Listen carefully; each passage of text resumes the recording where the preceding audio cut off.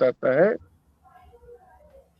तापांतत्वात्, तापांतत्वात् यानी ताप अंत में, है? अंत में ताप मिलता है, अंत में दुख मिलता है, अंत में कष्ट मिलता है। प्रारंभ में ऐसा लगता है कि बड़ा सुख आ रहा है? गोलगप्पे खाएंगे तो प्रारंभ में लगेगा बड़ा सुंदर, को गोलगप्पे बनाए हैं, बहुत अच्छा लग रहा है। तो उसमें एक तो ये है कि 5 7 10 गोलगप्पे खाने के बाद, 20 गोलगप्पे खाने के बाद फिर वो धीरे धीरे जो अच्छाईपन था उसके अंदर, अच्छा लग रहा था, क्योंकि इच्छा कम होती चली जाती है फिर उस वस्तु की। जब तक जितनी इच्छा रहती है उतनी ही उसकी, उसमें सुख मिलता है, तो इच्छा कम होती रहती है। और यहाँ तक कहा है कि इच्छा अगर कुछ भी ना हो तो हमें दुख और सुख की प्राप्ति ही नहीं होगी। तो इसलिए निरिच्छा होना चाहिए, यानी कामना से रहित अपने आप को करना चाहिए। तो एक तो ये बताया कि वो थोड़े के बाद फिर दुख में वो उतना सुख नहीं आता, बल्कि यहाँ तक के दुख में परिणत हो जाता है। भंडारा हो रहा है, रसगुल्ले बांटे जा रहे हैं, तो शुरू में कहता है दे दो दे दो दे दो दे दो, देता चला जाता है। कुछ रसगुल्ले खाने के बाद फिर वो पूछता है कि और लो, वो कहता नहीं, अरे नहीं, जब जबरदस्ती डालता है उसकी पत्तल पे, खा लेता है। पर वो कहता है, उसको बाद में कहता है कि ऐसा मत किया करो, जबरदस्ती मत करो खाने पीने के अंदर किसी के लिए, क्योंकि बड़ा कष्ट होता है। तो महाराज जी ने बिजली के पंखे का उदाहरण दिया है कि शुरू में बड़ा अच्छा लगता है, फिर उसके बाद तो वही गर्मी देने लगता है। तो ये जितने भी पदार्थ हैं सारे संसार के, इनका चरित्र ही ऐसा है कि प्रारंभ में लगेंगे कि सुख दे रहे हैं, पर इनका अंत जो है वो दुख में ही जाता है। इसलिए इन विषयों के बारे में कहा है कि ये विष रूप है। और विष रूप भी कैसे विष रूप है, हमें तो लगते नहीं है विष रूप, स्लो पॉइजनिंग है, पता नहीं लगता है, स्लो पॉइजनिंग। जो पंजाब में रहते हैं, यहाँ दिल्ली से या कहीं और से जाते हैं पंजाब के अंदर, तो वहां यदि होटल में खाना पड़ता है उनको, तो होटल में खाते हैं, तो दाल के अंदर वो मांस की तरी डाल देते हैं, तो स्वाद लगता है। तो लोग कहते हैं आप दाल तो बड़ी स्वाद बनाते हो।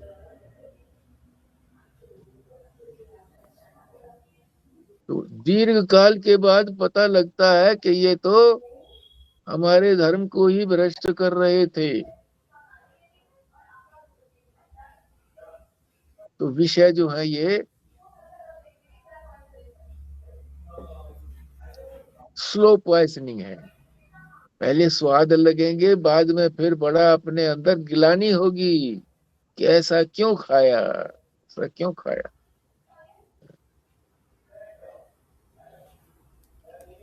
तो सबसे ज्यादा सुख किसमें आएगा, फिर विषयों में तो आएगा नहीं।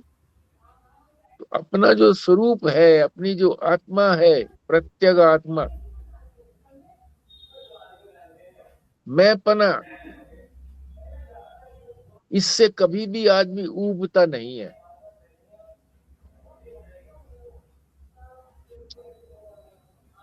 आत्मा ऐसी वस्तु है, प्रत्यग ऐसी वस्तु है कि जो हमेशा प्रिय ही लगती है। अन्य वस्तुएं जो प्रिय लगती हैं वो इसी के लिए प्रिय लगती हैं। आत्मा उसको प्रसन्नता से ग्रहण करती है तो प्रसन्नता लगती है। यदि दूसरे की, यानी दूसरे के लिए हमारा जो प्रेम है वो आत्मा जितना प्रेम नहीं है। दूसरे को प्रेम करते हैं हम अपनी आत्मा की वजह से, क्योंकि उससे हमको प्रसन्नता मिलती है। तो महाराज जी ने एक स्थान पर कहा ही है कि अपना बच्चा आकर के कहता है कि माँ, इनको अच्छा भोजन खिलाओ, मेरे बड़े प्यारे दोस्त हैं, पकोड़े वकोड़े खिलाओ, तो वो खिला देती है। अगली बार जो है फिर आता है वो उसके साथ, तो उसने पहले बता दिया है कि मेरे साथ इसका झगड़ा हुआ है, इसको कुछ मत खिलाना है, तो कुछ नहीं देती है। तो क्यों प्रिय था? क्योंकि अपने बेटे को प्रिय था वो, और बेटा हमको प्रिय है। तो सबसे ज्यादा प्रियता हमारे अंदर है, मैं के अंदर है, आत्मा के अंदर है।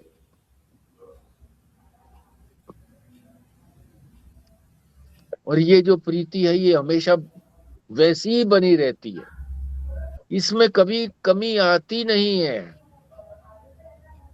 कितने ही कष्ट आ जाएं उसके बाद भी आत्मा को सुखी करने के लिए आदमी टांग कटवा देता है, गैंग्रीन हो गया टांग कटवा देता है, अपने अंग निकलवा देता है कि मुझे सुख मिलना चाहिए। तो आत्मा की सुख रूपता जो है कभी किसी समय में जाती ही नहीं है। टांगों की, अपने किसी अंग की सुख रूपता तो चली जाती है। खूब दौड़ लगाते हैं, पहाड़ पर चढ़ते हैं, तो हमें लगता है कि हमारी एक टांगे तो बड़ी प्रिय है, पर वही टांग जब दुख देने लगती है तो कटवा देते हैं। तो जितने भी सारे ये पदार्थ हैं अंत में ताप देते हैं, दुख देते हैं। इसलिए विषयों से अपने आप को धीरे धीरे समेट लेना चाहिए। इनके चरित्र को समझ करके जो बुद्धिमान होता है वो तो दूसरे के अनुभवों से लाभ उठा लेता है, और जो बुद्धिमान नहीं होता वो अपने आप ठोकरें खा करके सीखता है। और कुछ व्यक्ति ऐसे भी होते हैं कि जो ठोकर खा करके भी नहीं सीखते। पड़ोस में एक थे, गली के अंदर, रोज क्लिनिक पर आकर के कहा करते थे बेटे को निकालूंगा, ऐसा है वैसा है, गालियां देते थे। मैं भी सुनता था, एक दो बार कहा भी फिर निकालना है तो निकाल दो, इतना दुखी क्यों होते हो। और बात वहीं की वहीं। तो इसलिए जितने भी विषय हैं सब विषय ही हैं, आत्मा अतिरिक्त सब विषय हैं, मैं से अतिरिक्त सब विषय हैं। ये हमारे अंग जो है ये सारे ये भी विषय ही हैं, सारा संसार भी विषय है। जी। ये जो आपने थोड़ी देर पहले बोला था ना कि जैसे विषय तो विष हैं और इनको भोगने के लिए हम इच्छा करते हैं और फिर हम फंस जाते हैं, तो आपने कहा इच्छा नहीं करनी चाहिए। पर एक बार पहले जब डिस्कशन हुआ था तो पता लगा था कि इच्छा तो हम नहीं करते, इच्छा तो आ जाती है अपने आप, ईश्वर की तरफ से आती है इच्छा, हमारी तरफ से नहीं आती। तो फिर थोड़ा हमारा तो रोल कम ही हो गया ना, अब इच्छा आ गई और उस टाइम समय तो इच्छा का वेग बहुत ज़्यादा है, तब तो हम रुक नहीं पाएंगे। तो वो तो जैसे कल भी बात हुई थी कि अचेतन मन के लिए ही चेतन अवस्था में काम करना पड़ेगा। तो ये थोड़ा लॉन्ग प्रोसेस नहीं हो गया कि इच्छाएं आए बिना, और आए तो हम उसके लिए पहले से तैयार रहें कि जब वो आएगी तब तो रुकेगी नहीं, इसलिए पहले से उस पर कार्य करें। नहीं तो फिर हम विषय भोग में लग जाएंगे एक बार इच्छा आ गई तो, और वो हमारे अधीन भी नहीं है इच्छा आनी या ना आनी। ठीक है, इच्छा आती है, पर उस इच्छा को यदि हम अपने मन के मुताबिक पूरा करना चाहते हैं तो दुखी होते हैं देर सवेर से। शास्त्र के अनुकूल यदि हम उस इच्छा को का पालन करते हैं। इच्छा आई, तामसी भोजन की इच्छा आई, प्याज लहसुन खाए, शास्त्र कहता है नहीं है, ये तामसिक है, नहीं खाना है, तो ये हमारे हाथ की बात है। इच्छा को परिणित करना हमारे हाथ की बात है। और फिर जब शास्त्र बाद में ये कहेगा कि इच्छा आए तो उसकी इच्छा परवाह करनी ही नहीं है। इच्छा की हमारे बस में क्या है? तीन चीजें हैं ना, ज्ञान, इच्छा और क्रिया। तो ज्ञान करें और उसी के अनुकूल जो है ना कर्म करें। पहले पता लगाएं, फिर उसके अनुकूल कर्म करें और अंतिम ज्ञान की श्रेणी तक पहुंचे।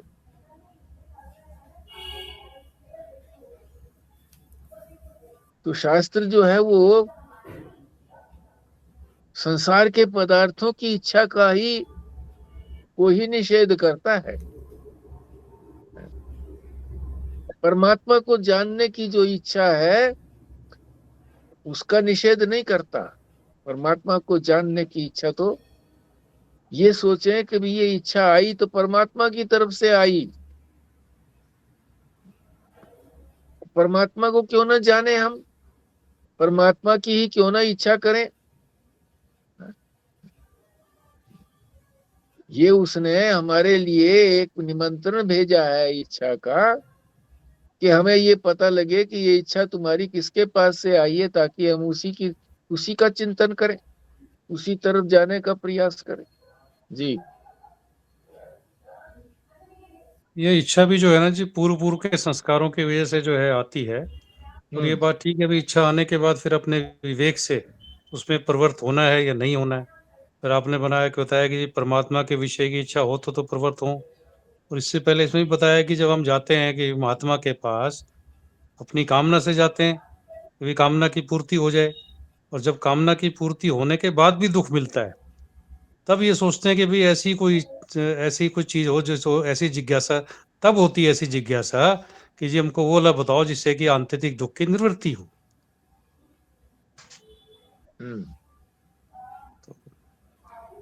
ठीक बात है। अब ये दूसरे दोष का जो है डॉक्टर खुराना जी से निवेदन करता हूँ, ये वाला दूसरा जो पैराग्राफ है, दूसरे दोष का एक पैराग्राफ पढ़ के आज इसी के ऊपर चर्चा करके पूर्णाहुति करेंगे।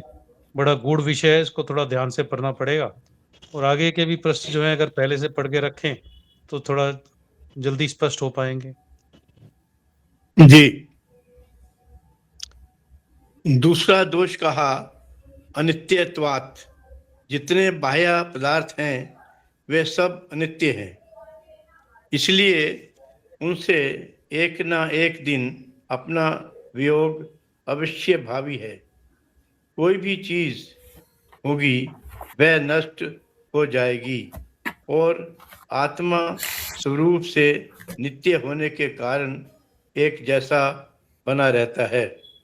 इसलिए उन चीजों की जो प्रीति है उसमें स्थिरता संभव नहीं है। तीसरा दोष है कि संसार की बस करिए, इसी पर चर्चा हुआ। हाँ जी, हाँ जी।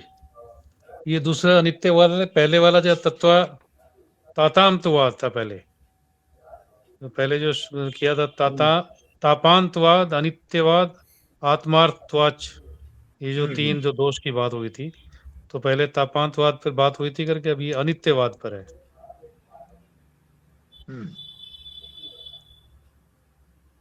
बताएं जी बस।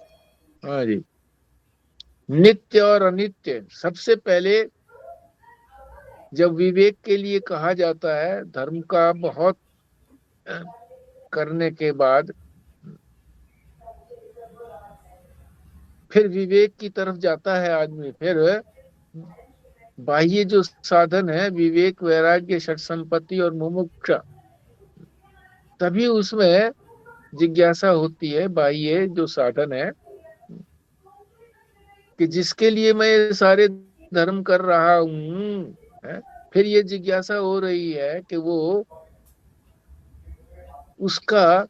उसकी जानकारी कैसे प्राप्त होगी जिसके लिए मैं ये धर्म कर रहा हूँ, अनंत जन्मों से धर्म कर रहा हूँ, तो उसकी जानकारी कैसे होगी। तो फिर शास्त्र बताता है कि जो बहिर साधन है 4, विवेक, वैराग्य, षट संपत्ति और मुमुक्षा। तो विवेक में किस चीज का विवेक करना है? जब दो चीजें मिली हुई हैं हमारी आपस में, उसी को अलग अलग करने को विवेक कहते हैं। तो कौन सी चीज हमारी मिली हुई है? हमारे अंदर एक आत्मा है और दूसरी अनात्मा है। ये शरीर, मन, बुद्धि, चित्त, अहंकार वगैरह ये सारे जो है ये जड़ पदार्थ हैं और वही एकमात्र चेतन है। तो ये आपस में ऐसे मिली हुई हैं, गुत्थम गुत्था हो गए हैं कि एक दूसरे का अध्यास जो है ना वो छोड़ता नहीं है। शरीर को हम ये सोचते हैं कि ये अमर हो जाए,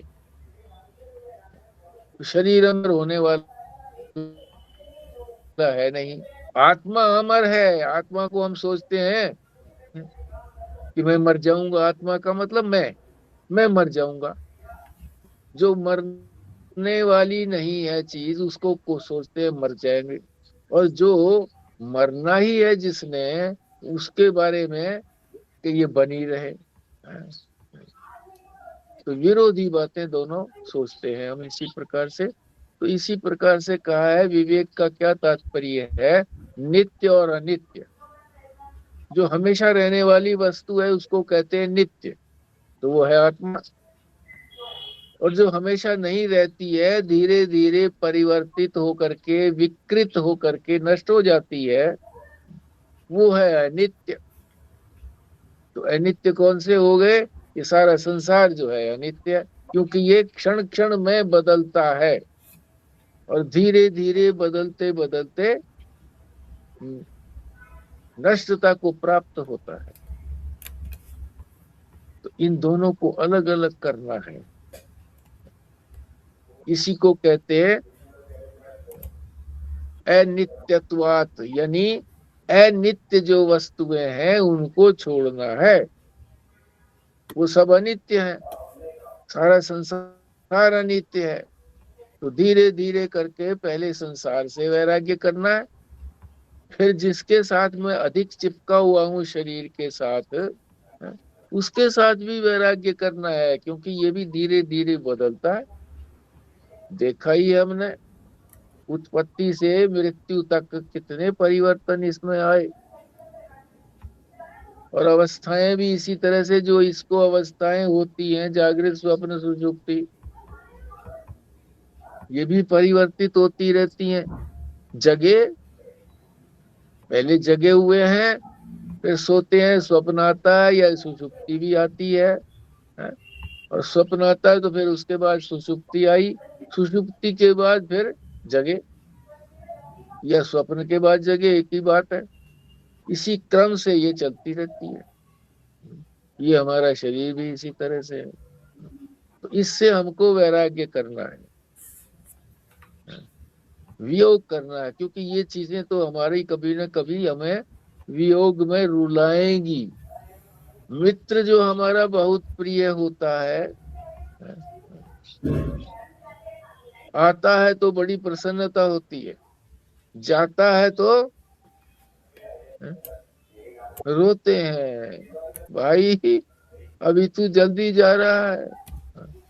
इसी तरह से अपना पुत्र हुआ, ढोल बजे, नगाड़े बजे, मिठाइयां बांटी गई, खूब पढ़ाया लिखाया उसको, IAS बन गया, एक्सीडेंट में मारा गया। कितना रोएंगे? कहते हैं जीवन व्यर्थ है, मैं नहीं बचूंगा, पर आत्मा से प्रिय तो कोई वस्तु है नहीं, फिर भी वो जिंदा रहना चाहता है, जिंदा रहता है। 2-4 महीने के बाद देखो जा करके ठहाके लगते हैं, आइसक्रीम वगैरह खाई जाती है। तो ये है अनित्यत्वात। अनित्य वस्तु छोड़ के जाएगी हमको तो हमको रुलाएगी, या हम छोड़ करके जाएंगे तो हम भी जाते जाते रोएंगे। मृत्यु के समय में यही तो दुख होता है कि मैं कुछ नहीं कर पाया। जो संसारी व्यक्ति है वो ये सोचता है कि मैं ये और कर लेता, बच्चों के लिए ये और हो जाता तो और अच्छा था, मेरे सामने विवाह हो जाता तो अच्छा था, मेरे सामने पुत्र हो जाता तो अच्छी बात थी। तो मन में यही धोखा लगता है कि मैं जा रहा हूँ, या हम बने रहते हैं वो चीज छूट जाती है। तो इसलिए आत्मा जो है वो स्वरूप से नित्य है, स्वरूप से नित्य है, और ये संसार जो है ये स्वरूप से अनित्य है। लगे चाहे ये नित्य, मगर स्वरूप से अनित्य है। मकान बनाया, लगता है कि ये नहीं खराब होगा, मरम्मत करता हूँ, कितनी मरम्मत करते रहो, धीरे धीरे क्षीण होता होता समाप्त हो जाता है, गिराना पड़ता है, दूसरा बनाओ। जी जी व्यास जी, अब ये जो विचार करेगा नित्य और अनित्य का, और हाँ पता जी। चलेगा तभी जिज्ञासा होगी कि जो हमारा आत्म स्वरूप है वही हम्म। नित्य है, तब हाँ। उसकी तरफ प्रेरित होगा, उसको प्राप्त करने का प्रयास करेगा। और ये हम्म। रोज हमारे अनुभव में भी आती है बात, और महात्मा भी उदाहरण देते हैं कि भाई आपको कोई सुख की प्राप्ति करनी है, तुमको थोड़े काल के लिए चाहिए या अनंत काल के लिए चाहिए, हम्म। किसी एक व्यक्ति से चाहिए या सभी से चाहिए, किसी एक ही परिस्थिति में चाहिए या हर परिस्थिति में चाहिए। हम्म। वो यही उदाहरण देने के लिए देते हैं कि देखो बाकी सब जो है अनित्य है, धन भी है, अभी कुछ समय रहेगा, फिर नहीं रहेगा, फिर दुखी हो जाओगे। तो ये मतलब जगत की जो असारता, अनित्यता का बोध कराकर हम लोगों को जो नित्य वस्तु है, अपनी आत्म वस्तु है, उसकी तरफ प्रेरित करने का प्रयास करते हैं। और हम भी परमात्मा से प्रार्थना करें, हम भी उस नित्य वस्तु की तरफ प्राप्त करने के लिए प्रेरित हों। इसी इसी उसकी प्रार्थना के साथ आज का सत्संग को विराम देंगे। स्वस्तिका से निवेदन करूंगा, पूर्णाहुति करेंगे। ठीक बात है। परमात्मा स्वयं उसने परिस्थितियां ही ऐसी बनाई है, संसार ही ऐसा बनाया है कि व्यक्ति जो है उसके अंदर हमेशा के लिए रमण कर ही नहीं सकता। भगवान ही हमारा कल्याण करने के लिए ये सारा संसार बनाया है उसने, कि इस संसार से निकलो। जी।